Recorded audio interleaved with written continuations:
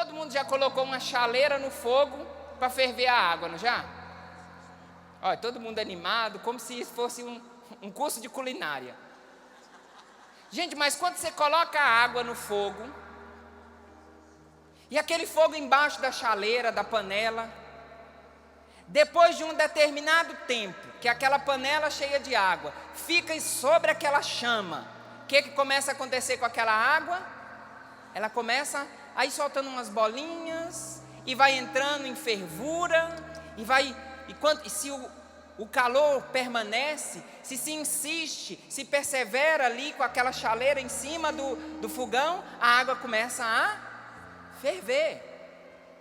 Tanto que em muitos lugares onde não tem tratamento da água, antes de dar água para uma criança beber, o que a mãe faz? Ferve a água, pelo amor de Deus, espera esfriar. Nesse caso tem contraindicação, não dê água fervendo para a sua criança.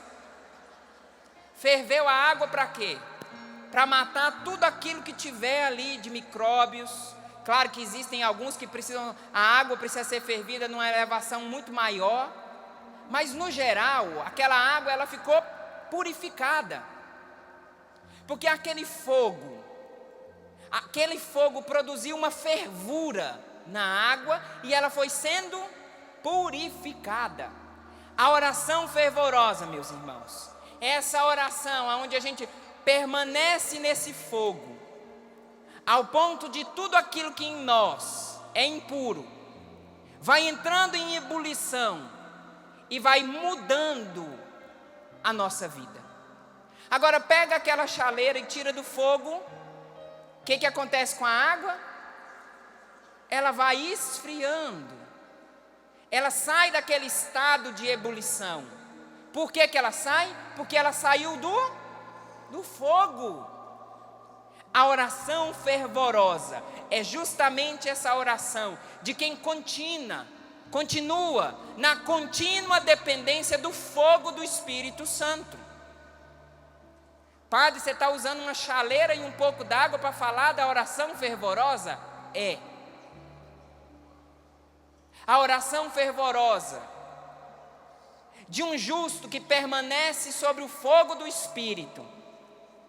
Não tem como uma água ir para o fogo e permanecer no fogo e não entrar em ebulição. Isso é natureza, isso é a natureza. Também na natureza da oração, se alguém permanece no fogo do Espírito, não tem possibilidade para que essa pessoa tenha outro tipo de oração que não uma oração fervorosa.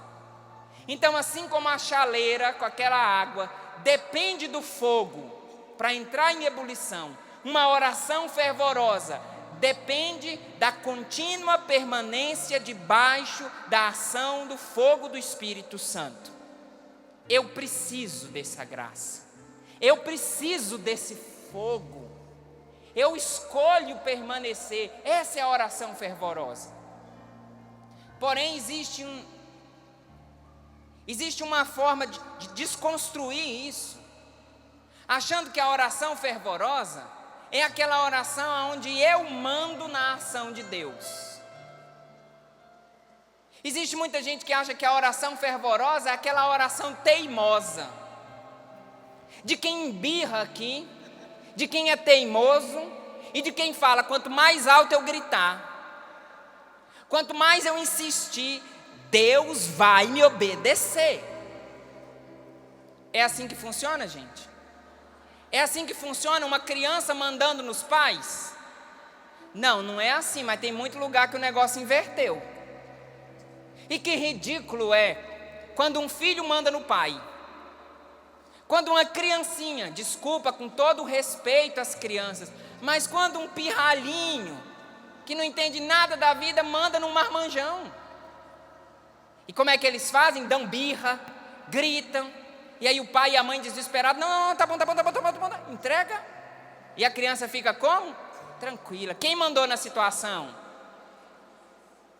Muitas vezes nós estamos rezando como crianças birrentas, que enquanto meu pai não der, enquanto meu pai do céu não me obedecer, eu não vou parar de rezar. Isso não é oração fervorosa, isso é oração teimosa. Porque a oração fervorosa, ela depende da ação de Deus. A oração fervorosa depende, como aquela chaleira depende da permanência no fogo para entrar em ebulição. A oração teimosa depende de mim. Ainda que Deus não queira, eu vou rezar e Deus vai me obedecer. Isso não é católico, isso não é cristão. Essa oração não confia, não pede. A oração fervorosa é uma súplica, é um pedido. Preciso da tua graça, Senhor. A oração teimosa, Senhor, o Senhor tem que me obedecer. Olha que ridículo. Eu estou determinando que o Senhor... Olha que palhaçada. Eu mando e o Senhor me obedece.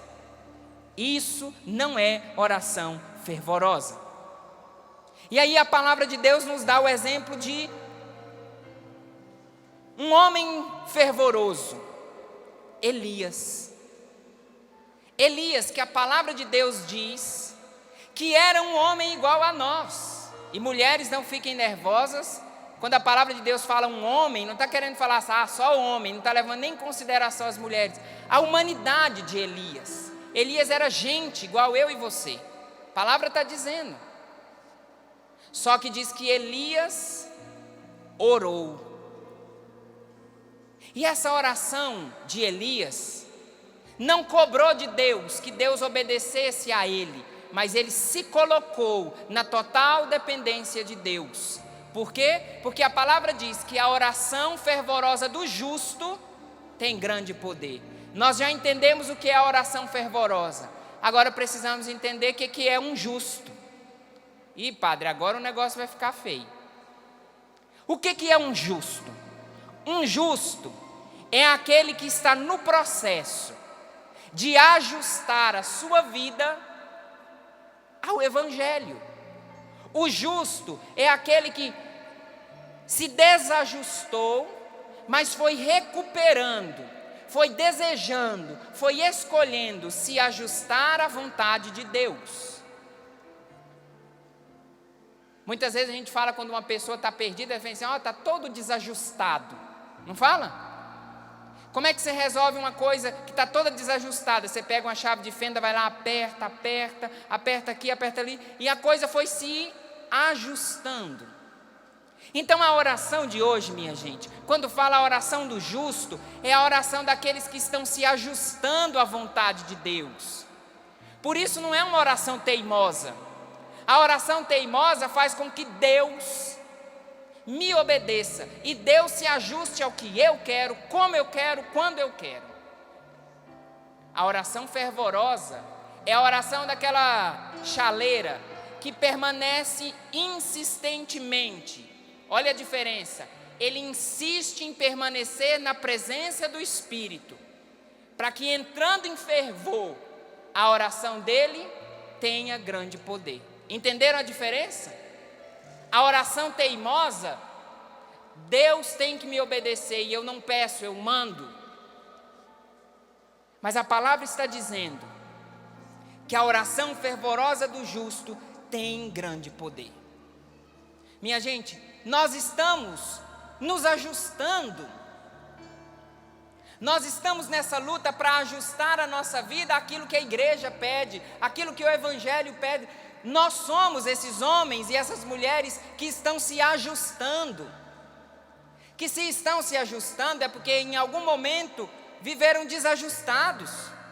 Viveram um casamento desajustado, uma adolescência, uma vida de solteiro desajustado, beberam de forma desajustada, se divertiram de uma forma desajustada, rezaram de uma forma desajustada, mas nós entramos nesse processo chamado de conversão.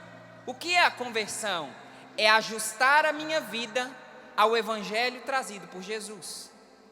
E aí o finalzinho da primeira leitura diz assim, versículo 19, e agora talvez fale para mim e para você.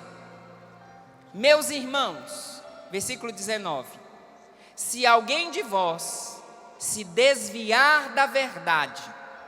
Olha, se alguém de vós se desviar da verdade e um outro reconduzir, saiba que aquele que reconduz um pecador desencaminhado, salvará da morte a alma dele e cobrirá uma multidão de pecados. Olha o que a palavra de Deus diz: se algum de vós se desviar da verdade. Eu já desviei, você já desviou, nós já nos desviamos. Nossa, como é que um padre fala isso? Como é que um católico fala? Gente, nós que estamos na luta para nos ajustar, mais cedo ou mais tarde existem situações, escolhas erradas que desajustam esse casamento, que desajustam esse ministério, que desajustam essa caminhada. Um carro ali novinho, alinhado, ajustado, que vai sendo usado, chega um momento que ele precisa de um ajuste. A vida de um cristão, ele vai se desgastando, que chega um momento que ele precisa ajustar. E hoje, irmãos, essa possibilidade, se alguém desviar da verdade, se alguém se desajustar da verdade, só uma pessoa que não quer enxergar diz que isso não acontece hoje. Existem cabeças pensantes, existem movimentos, leis, existem grupos que ficam o tempo todo pensando como desajustar a minha e a sua vida, a minha e a sua família, o seu casamento, o seu ministério. Existem pessoas, existem forças, existem iniciativas, marketings, que vão criando uma atmosfera para nos desajustar. Quer ver? Vou dar uma simples. Poderia falar de várias, mas vou falar de uma simples. Da estrutura para desajustar uma pessoa. Pessoa boa, de coração maravilhoso, uma pessoa muito boa mesmo. Ela resolveu comprar um abadá para sair num bloco de carnaval. Pessoa boa. Quantos de nós já fomos? Pessoa boa, gente boa, gente do bem. E aí vai começar um processo para desviar. Como é que ela vai desviar? Ela comprou aquele abadá que dá direito a ela a consumir bebida do tanto que ela quiser. Junto com o abadá, junto com aquele saquinho que vem a roupa, já vem um kit de sobrevivência com 2 camisinhas. Está entendendo o processo de desajuste? Imagina, põe o abadá, entra naquele bloco onde todo mundo pode beber sem moderação, já com uma camisinha no bolso, outra no outro. Não, eu não vou usar, eu não estou planejando. Bebe uma, bebe 2, mais uma, mais outra. Aí a coisa já vai ficando assim meio que para lá, meio para cá. Eu já estou com aquele negócio no meu bolso. Tem aquela música que fala, né? Beija um, beija dois, beija, beija, beija, beija. Pega, come, esfrega, puxa daqui, puxa dali, põe a mão aqui, põe a mão ali. Não tem? Você está entendendo como que é o caminho para desajustar? Está entendendo como é que uma cobra dá o bote? Ela chega tranquila, devagarzinho, e aquela pessoa boa, do coração bom, que estava tentando se ajustar, quando ela vê, ela fala assim, quarta-feira de cinza, ela fala assim, que eu fiz? Quantos que eu beijei? Não sei. Com quantos que eu deitei? Não sei. Quanto que eu bebi? Não sei. A pessoa foi sendo desajustada sem perceber. Estou dando um exemplo do carnaval, porque nós estamos no carnaval, mas poderia dar exemplos da novela que vai desajustando marido e mulher. Poderia falar da internet que vai desajustando a nossa atenção e o tempo da oração, desde o carnaval, porque estamos no carnaval. Mas poderia dar muitos outros exemplos, onde a gente vai se desviando da verdade. Irmãos, não bata no peito e diga assim, eu nunca vou me desviar. Porque pode ser que mais cedo ou mais tarde alguém diga para você: você falou e não viveu.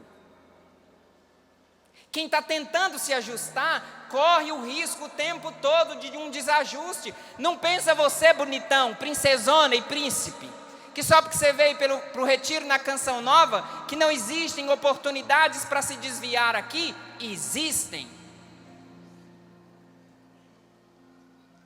Para quem procura, vai achar.